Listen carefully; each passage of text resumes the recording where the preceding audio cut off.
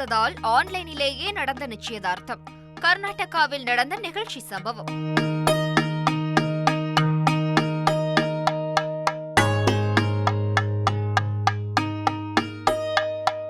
இன்றைய தொழில்நுட்ப உலகில் உணவு முதல் அனைத்து பொருட்களும் ஆன்லைனில் ஆர்டர் செய்தால் வீடு தேடி வரும் நிலை உருவாகிவிட்டது.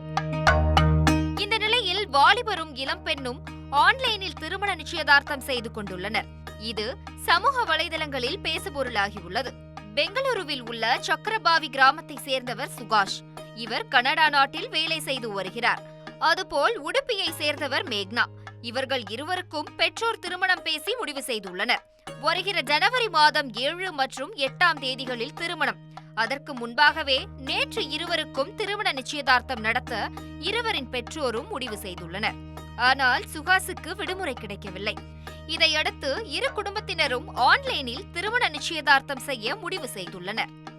அதன்படி உடுப்பியில் உள்ள ஒரு மண்டபத்தில் திருமண நிச்சயதார்த்தம் நடந்துள்ளது. இதில் மேடையில் மணமகள் மேக்னா அமர்ந்திருந்தார். அவருடன் அவரது குடும்பத்தினரும் சுஹாஸின் பெற்றோரும் உறவினர்களும் அமர்ந்து இருந்தனர்.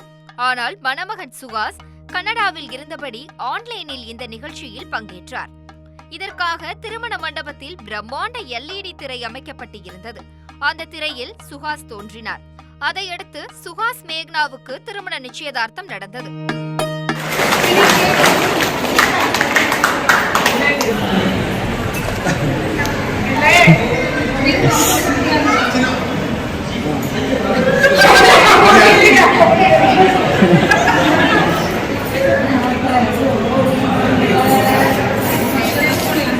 இந்திய நேரத்திற்கும் கனடா நேரத்திற்கும் 12 மணி நேரம் வித்தியாசம் உள்ளது. உடுப்பியில் பகல் 12 மணிக்கு நடந்த நிச்சயதார்த்த நிகழ்ச்சியில் கனடாவில் நள்ளிரவு நேரத்தில் சுகாஷ் ஆன்லைனில் கலந்து கொண்டார் என்பது குறிப்பிடத்தக்கது. மணமகனுக்கு விடுமுறை இல்லாததால் ஆன்லைனிலேயே நிச்சயதார்த்தம் நடந்த இந்த சம்பவம் அப்பகுதியில் நெகிழ்ச்சியை ஏற்படுத்தியுள்ளது.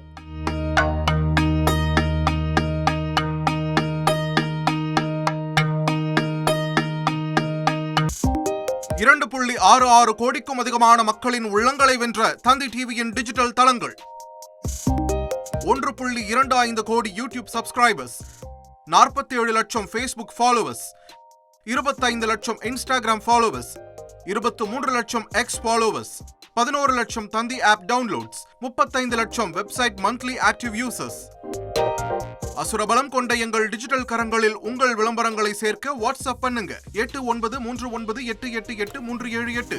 Email advt@dttv.in.